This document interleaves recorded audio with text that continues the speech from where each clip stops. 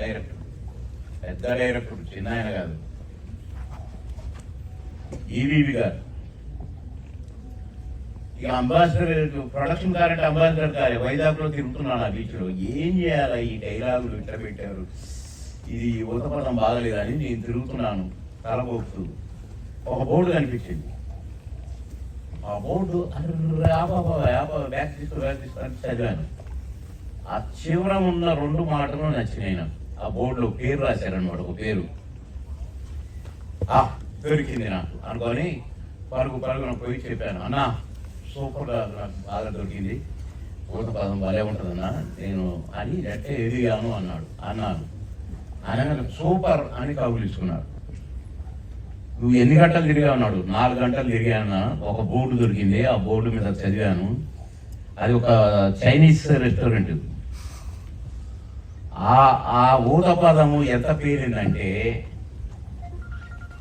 ఓం పుహార్ అంటాను, అంటాను. అసలు ఎంత మెచ్చుకున్నారో.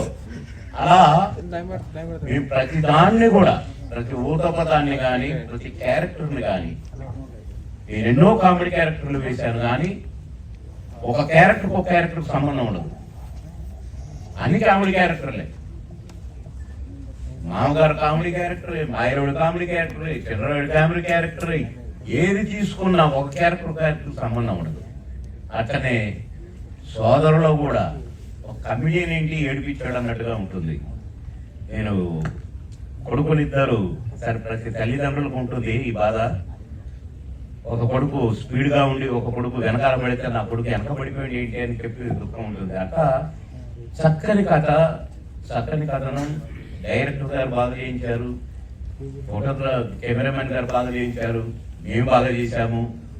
మీరందరూ కూడా చూసి ఆనందించి ఈ సినిమాలో నటించిన మమ్మల్ని అందరినీ, ముఖ్యంగా ప్రొడ్యూసర్ గారిని, డైరెక్టర్ గారిని ఆశీర్వదించాలని కోరుకుంటున్నాను. మళ్ళీ కలుద్దాం 50. All the best.